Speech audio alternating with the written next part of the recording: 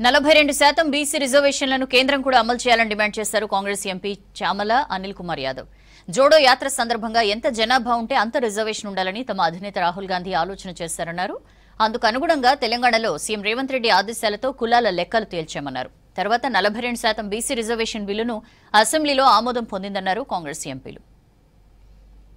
జరగబోతున్నటువంటి BC కులగణనకు సంబంధించి తెలంగాణ నుంచి వస్తున్నటువంటి నాయకులందరూ కూడా జంతర్ మంతర్లో డెమాన్స్ట్రేషన్ చేస్తున్నటువంటి కార్యక్రమానికి మా కన్వీనర్ గారు ఈరోజు పార్లమెంట్లో డిఎంకే,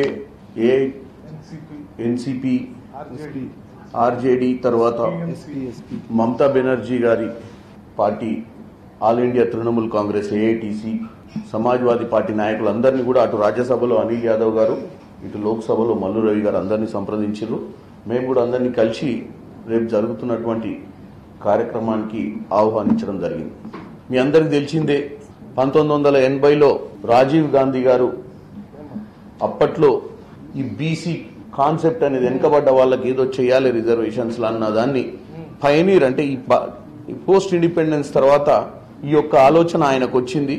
ఆలోచన తర్వాత ఈ మధ్య కాలంలో రాహుల్ గాంధీ గారు భారత్ జోడో యాత్ర కన్యాకుమారి నుంచి కాశ్మీర్కి నడిచినప్పుడు ఎంత జనాభా ఉంటే అంత రిజర్వేషన్లు కూడా ఉండాలి అన్న ఒక ఆలోచన. కాబట్టి కాస్ట్ సెన్సస్ చేసినప్పుడు వాళ్లకు అవకాశాలు ఆ విధంగా ఇవ్వాలి అన్న ఒక ఆలోచనను ఆయన మాట్లాడినప్పుడు దాన్ని ముందుకు తీసుకుపోయే ప్రయత్నం చేస్తున్న భాగంలోనే మొట్టమొదటిసారిగా మన తెలంగాణలో రేవంత్ రెడ్డి గారు ముఖ్యమంత్రి అయిన తర్వాత ఒక శాస్త్రీయబద్ధంగా దీన్ని కాస్ట్ సెన్ససే కాకుండా కులగణన చేయడమే కాదు, చిత్తశుద్ధిని చాటి చెప్పడానికి దాన్ని క్యాబినెట్లో ఆమోదించి అసెంబ్లీలో కూడా ఆమోదించబడింది.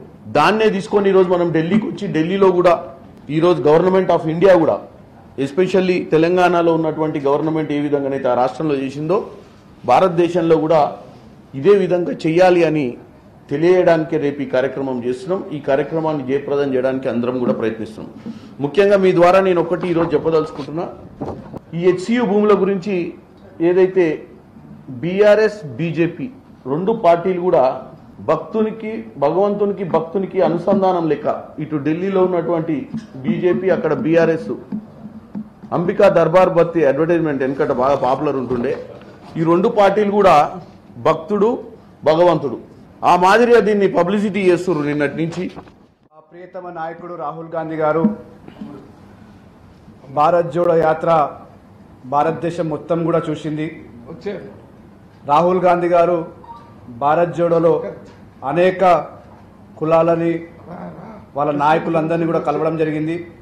ముఖ్యంగా తెలంగాణ రాష్ట్రంలో భారత్ జోడో యాత్ర జరుగుతున్నప్పుడు అనేక బీసీ సంబంధించిన వర్గాలని రాహుల్ గాంధీ గారు కలవడం జరిగింది.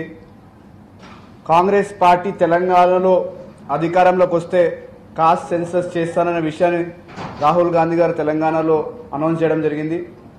తెలంగాణ వచ్చిన తర్వాత మా ప్రియతమ ముఖ్యమంత్రి రేవంత్ రెడ్డి గారు రాహుల్ గాంధీ గారి యొక్క ఆలోచన విధానాన్ని ఇంప్లిమెంట్ చేస్తూ భారతదేశంలో ఎక్కడ జరగని విధంగా కాస్ట్ సెన్సస్ని తెలంగాణ రాష్ట్రంలో ఇంప్లిమెంట్ చేయడం జరిగింది. ఇంప్లిమెంటే కాకుండా దాన్ని అసెంబ్లీలో కూడా దాని రిజర్వేషన్ తెచ్చి అసెంబ్లీ రిజర్వేషన్ కూడా పాస్ చేయడం జరిగింది.